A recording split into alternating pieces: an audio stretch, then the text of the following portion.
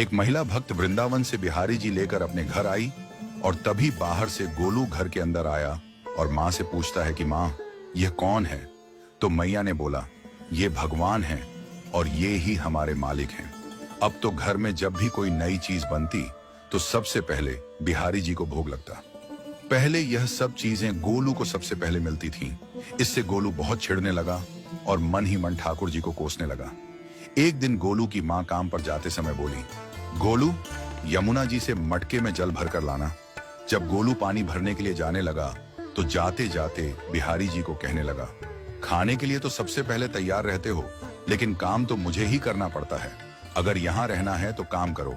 कहकर गोलू यमुना जी से जल भरने के लिए चल पड़ा। गोलू जब यमुना जी में जल भरने लगा तो उसने देखा कि यमुना जी के अंदर बिहारी जी विराजमान है और कह रहे हैं, ला गोलू, घड़ा हम भर देते हैं। गोलू उनको देखकर हैरान हो गया और बोला, नहीं नहीं, मैं अपने आप भर लूंगा। लेकिन ठाकुर जी ने उसके हाथ से घड़ा ले लिया और भरकर घर ले आए।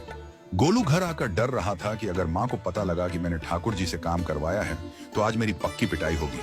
माँ ने घर आकर बिहारी जी को गीले कपड़ों में देखा तो एकदम से हैरान हो गई और कहने लगी कि गोलू, ये जरूर तेरी शरारत है, जरूर तूने ही इन पर जल डाला है। गोलू ने अपनी माँ को समझाने का बहुत प्रयास किया, लेकिन माँ ने उसको डांट कर चुप करा दिया और ठाकुर जी के भीगे हुए वस्त्रों को बदलने लगी। अगले दिन जब माँ ने गोलू को अनाज पिसवाने का काम दिया तो बिहारी जी फिर अनाज का कनस्तर ले आए और माँ को ठाकुर जी के वस्त्रों के ऊपर सूखा आटा पड़ा मिला। तो माँ ने फिर गोलू को डांटा कि तुझे पता नहीं कि ये हमारे भगवान हैं और तू भगवान के साथ शरारत करता है। आज तूने फिर इनके ऊपर आटा फेंका है। तो गोलू शपथ लेकर कहने लगा, नहीं माँ, मैंने कोई शरारत नहीं करी है। ये तो मेरे हाथ से गेहूं का कनस्तर लेकर खुद पिसवा कर आए हैं। गोलू की माँ आज बहुत गुस्सा हुई। अगले दिन फिर माँ बोली, बेटा गोलू, आज तुम्हारे बाबा बाहर गांव से वापस लौट आएंगे। बस आज का ही काम है, तुम जंगल से थोड़ी लकड़ियां ले आना। गोलू फिर डर गया, कहीं ठाकुर जी फिर मेरे पीछे ना आ जाएं। गोलू ने माँ को बोला कि मैं चला तो जाऊंगा, लेकिन बिहारी जी को समझा लो, वो मेरे पीछे ना आई। उसकी माँ हंसकर बोली, हाँ हाँ समझा दूंगी, तुम जाओ तो सही।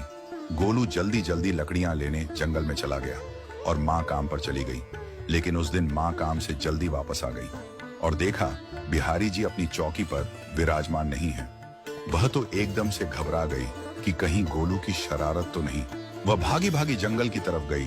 तभी उसने देखा कि गोलू के साथ एक इंसान लकड़ियों को लेकर घर आ रहा है। गोलू की माँ यह देखकर हैरान हो गई कि यह तो बिहारी जी हैं। ये क्या हमारे भगवान हमारा काम कर रहे हैं? इसका अर्थ गोलू ठीक कह रहा था।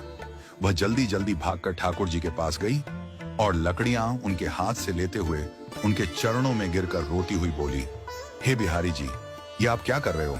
मुंह गरीब का काम क्यों कर रहे हो?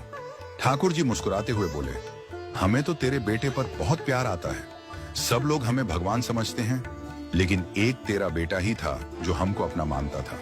अपना मानकर वो हमें डांट भी देता था, हमारे साथ गुस्सा भी करता था, और जो हमें एक बार अपना मान लेता है तो हम उसके मान के लिए उसके ही हो जाते हैं।